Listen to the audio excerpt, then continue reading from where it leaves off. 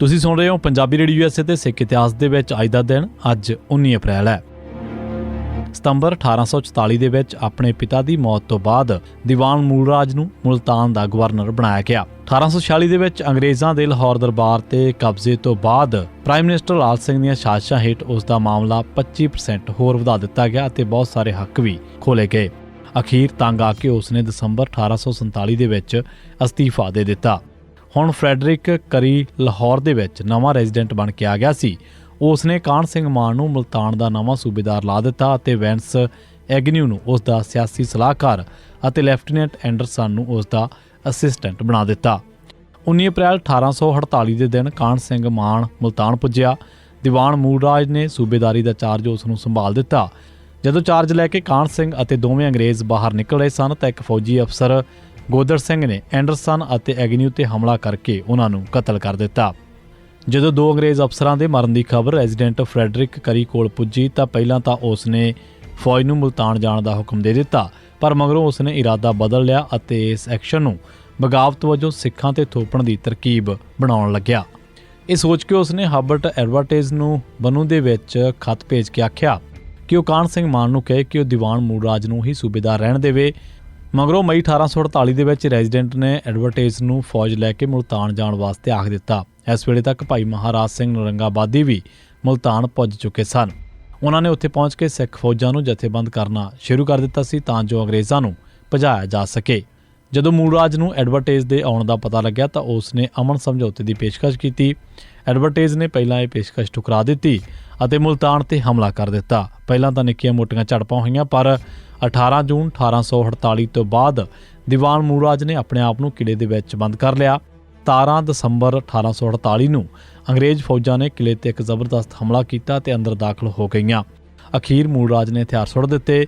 ਦੀਵਾਨ ਮੂਲਰਾਜ ਤੇ ਦੋ ਅੰਗਰੇਜ਼ਾਂ ਨੂੰ ਕਤਲ ਕਰਨਾ, ਹਾਲਾਂਕਿ ਇਹ ਕਤਲ ਇੱਕ ਫੌਜੀ ਨੇ ਜਜ਼ਬਾਤੀ ਹੋ ਕੇ ਕੀਤੇ ਸਨ। ਜੰਗ ਕਰਨ ਅਤੇ ਗਦਾਰੀ ਕਰਨ ਦਾ ਮੁਕੱਦਮਾ ਚਲਾ ਕੇ ਉਸ ਨੂੰ ਮੌਤ ਦੀ ਸਜ਼ਾ ਸੁਣਾ ਦਿੱਤੀ, ਜੋ ਕਿ ਗਵਰਨਰ ਜਨਰਲ ਨੇ ਉਮਰ ਕੈਦ ਦੇ ਵਿੱਚ ਬਦਲ ਦਿੱਤੀ ਸੀ।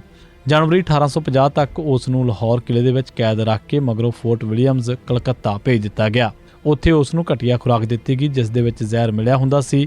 ਦੂਜਾ, ਉੱਥੇ ਉਸ ਨੂੰ ਉੱਥੋਂ ਦਾ ਮੌਸਮ ਵੀ ਰਾਸ ਨਾ ਆਇਆ। ਜਦ ਉਸ ਦੀ ਸਿਹਤ ਬਹੁਤ ਖਰਾਬ ਹੋ ਗਈ ਤਾਂ ਉਸ ਨੂੰ ਬਨਾਰਸ ਲੈ ਆਂਦਾ, ਪਰ ਖਾਣੇ ਦੇ ਵਿੱਚ ਹਲਕੀ ਜ਼ਹਿਰ ਦੇਣੀ ਜਾਰੀ ਰੱਖੀ ਗਈ, ਜਿਸ ਦੇ ਨਾਲ ਉਹ 11 ਅਗਸਤ 1851 ਦੇ ਦਿਨ ਸਿਰਫ 36 ਸਾਲ ਦੀ ਉਮਰ ਦੇ ਵਿੱਚ ਹੀ ਚੜ੍ਹਾਈ ਕਰ ਗਿਆ। 19 ਅਪ੍ਰੈਲ 1852 5 ਸਾਲ ਦੀ ਉਮਰ ਦੇ ਵਿੱਚ 18 ਦਸੰਬਰ 1843 ਦੇ ਦਿਨ ਇੱਕ ਵੱਡੀ ਸਲਤਨਤ ਦਾ ਮਹਾਰਾਜਾ ਬਣਨ ਵਾਲੇ ਦਲੀਪ ਸਿੰਘ ਨੂੰ 29 ਮਾਰਚ 1849 ਦੇ ਦਿਨ ਗੱਦੀ ਤੋਂ ਲਾਹ ਕੇ ਅੰਗਰੇਜ਼ਾਂ ਨੇ ਪੰਜਾਬ ਤੇ ਪੱਕਾ ਕਬਜ਼ਾ ਕਰ ਲਿਆ ਸੀ। ਗੱਦੀ ਤੋਂ ਲਾਉਣ ਤੋਂ ਪਿੱਛੋਂ ਉਸ ਨੂੰ ਪੰਜਾਬ ਦੇ ਵਿੱਚੋਂ ਕੱਢ ਕੇ ਹਿੰਦੁਸਤਾਨ ਦੇ ਵਿੱਚ ਕਿਤੇ ਹੋਰ ਭੇਜਣ ਦਾ ਫੈਸਲਾ ਕਰ ਦਿੱਤਾ ਗਿਆ।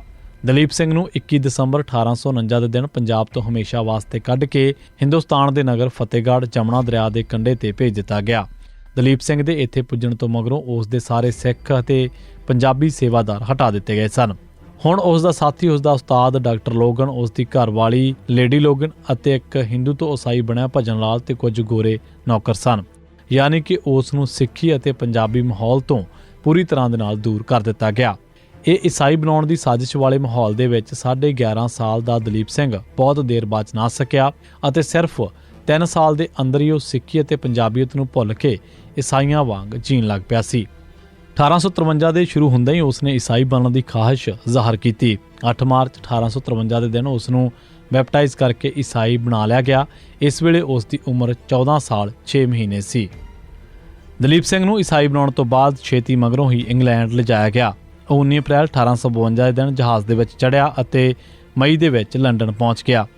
19 ਅਪ੍ਰੈਲ 1985 ਦਿਨ ਖਾੜਕੂਆਂ ਨੇ ਅੰਮ੍ਰਿਤਸਰ ਦੇ ਵਿੱਚ ਰਘੁਨੰਦਨ ਲਾਲ ਭਾਟੀਆ ਉੱਪਰ ਹਮਲਾ ਕੀਤਾ, ਪਰ ਉਹ ਬਚ ਨਿਕਲਿਆ।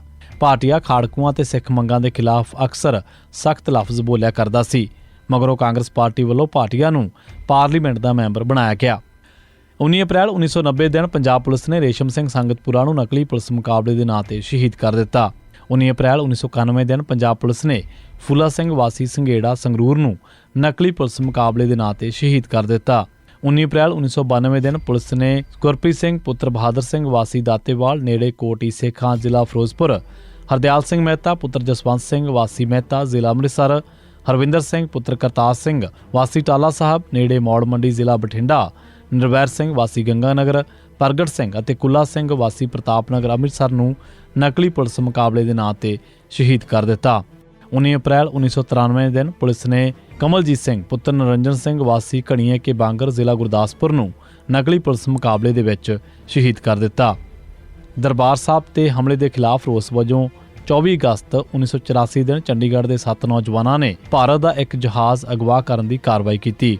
ਇਹ ਜਹਾਜ਼ ਪਹਿਲੋਂ ਲਾਹੌਰ, ਫਿਰ ਕਰਾਚੀ ਅਤੇ ਅਖੀਰ ਦੁਬਈ ਲਿਜਾਇਆ ਗਿਆ। ਮਗਰੋਂ ਦੁਬਈ ਦੇ ਵਿੱਚ ਇਹਨਾਂ ਨੌਜਵਾਨਾਂ ਨੇ ਹਥਿਆਰ ਸੁੱਟ ਦਿੱਤੇ ਅਤੇ ਜੇਲ੍ਹ ਜਾ ਪੁੱਜੇ। ਇਹ ਸਨ ਤੇਜਿੰਦਰ ਸਿੰਘ, ਸੁਰਿੰਦਰ ਸਿੰਘ, ਮਾਨ ਸਿੰਘ ਬੱਗਾ, ਅਵਤਾਰ ਸਿੰਘ, ਦਵਿੰਦਰ ਸਿੰਘ, ਅਮਰਿੰਦਰ ਸਿੰਘ, ਜੋ ਮਗਰੋਂ ਸ਼੍ਰੋਮਣੀ ਕਮੇਟੀ ਦਾ ਮੈਂਬਰ ਵੀ ਬਣਿਆ, ਅਤੇ ਕਮਲਜੀਤ ਸਿੰਘ ਸੰਧੂ। 19 ਅਪ੍ਰੈਲ 1993 ਦਿਨ ਅਦਾਲਤ ਨੇ ਇਹਨਾਂ ਨੂੰ ਉਮਰ ਕੈਦ ਦੀ ਸਜ਼ਾ ਸੁਣਾਈ ਸੀ। ਇਹ ਸੀ ਸਿੱਖ ਇਤਿਹਾਸ ਦੇ ਵਿੱਚ 19 ਅਪ੍ਰੈਲ ਦਾ ਦਿਨ। ਤੁਸੀਂ ਸੁਣਦੇ ਰਹੋ ਪੰਜਾਬੀ ਰੇਡੀਓ USA।